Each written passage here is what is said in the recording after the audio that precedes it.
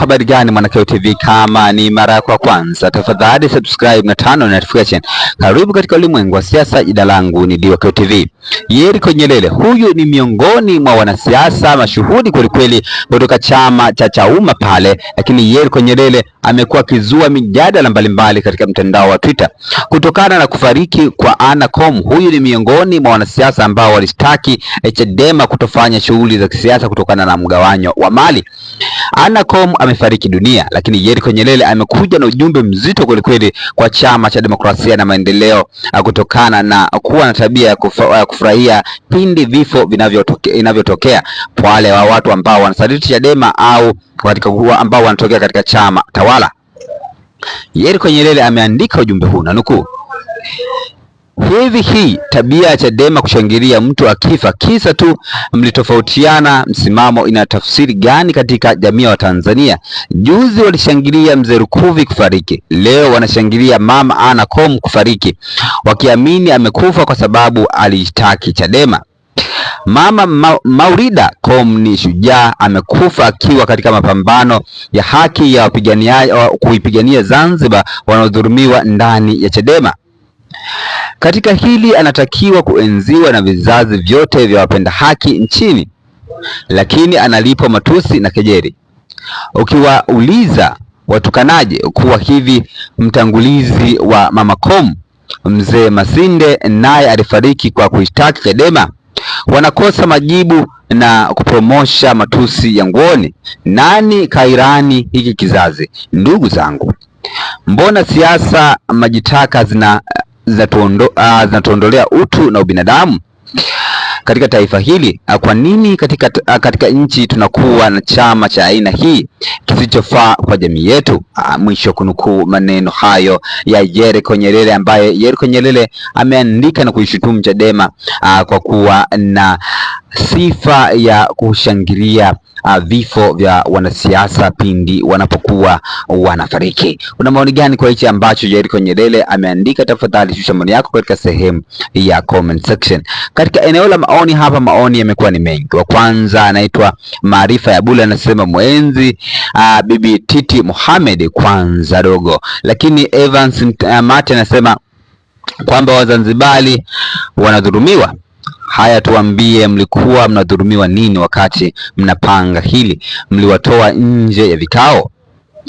Lakini Paylor anasema jana tume ya uchunguzi imeeleza kwamba video za matukio ya Oktoba 29 ni za Gaza, sio Tanzania. Lakini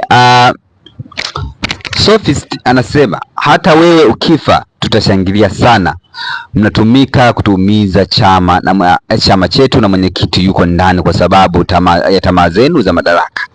Lakini The Iron Man anasema yeyote anayeungana na watesi wetu akifa tunashangilia, ndiyo mahafidhina wa serikali ya CCM wanavyotaka. Hata wewe ukifa hivyo hivyo tutafurahia. Lakini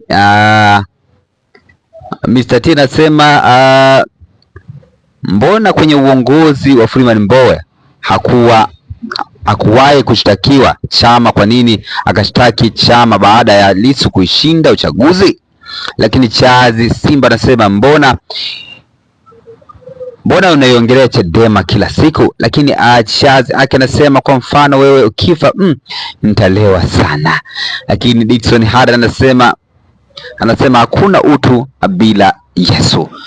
Lakini Christopher anasema hata wewe ukifa tutashangilia kinoma.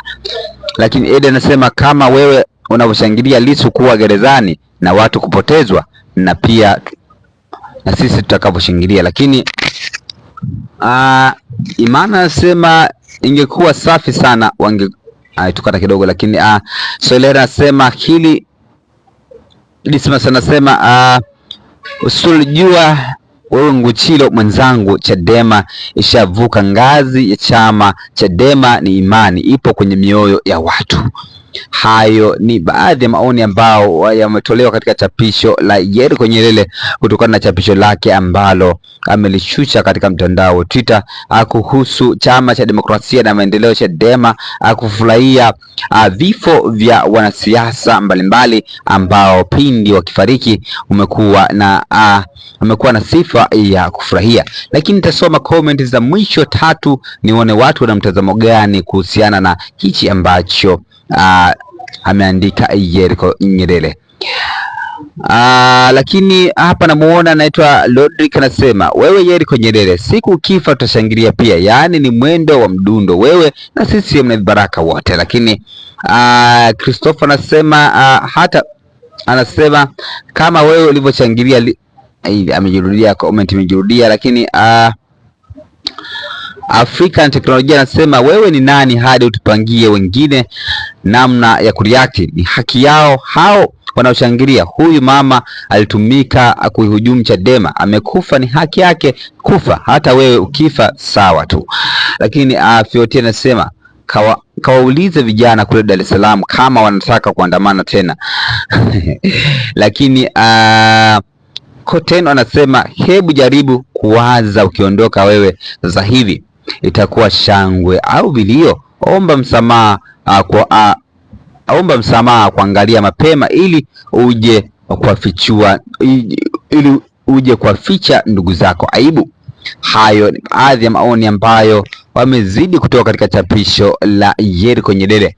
Yeriko Nyerere ni miongoni mwa wanasiasa ambao walikuwa katika Chama cha Demokrasia na Maendeleo Chadema, lakini baadaye wakahamia katika Chama cha Ukombozi wa Umma, yani chama cha Chaumma, ambapo Yeriko Nyerere aliondoka Chama cha Demokrasia na Maendeleo akahamia Chaumma kutokana na uchaguzi ambao ulifanyika hapo mwaka jana mwezi wa kwanza, ambapo Tundu Antipas Lissu aliibuka kama mshindi katika uchaguzi huo, kitu ambacho kilifanya wale wote ambao walikuwa timu Mbowe kuweza kutokubaliana na matokeo ambayo yalitangazwa. Ndio maana watu wengi ambao walikuwa timu Mbowe wamehamia katika Chama cha Ukombozi wa Umma, yani Chaumma, na chama cha ACT Wazalendo, wakisema kwamba Chadema si salama tena katika kufanya siasa. Ndio maana akaenda kuchagua vyama vingine vya upinzani ili waweze kufanya siasa zao. Na ifahamike kwamba msimamo wa Chama cha Demokrasia na Maendeleo Chadema mwaka jana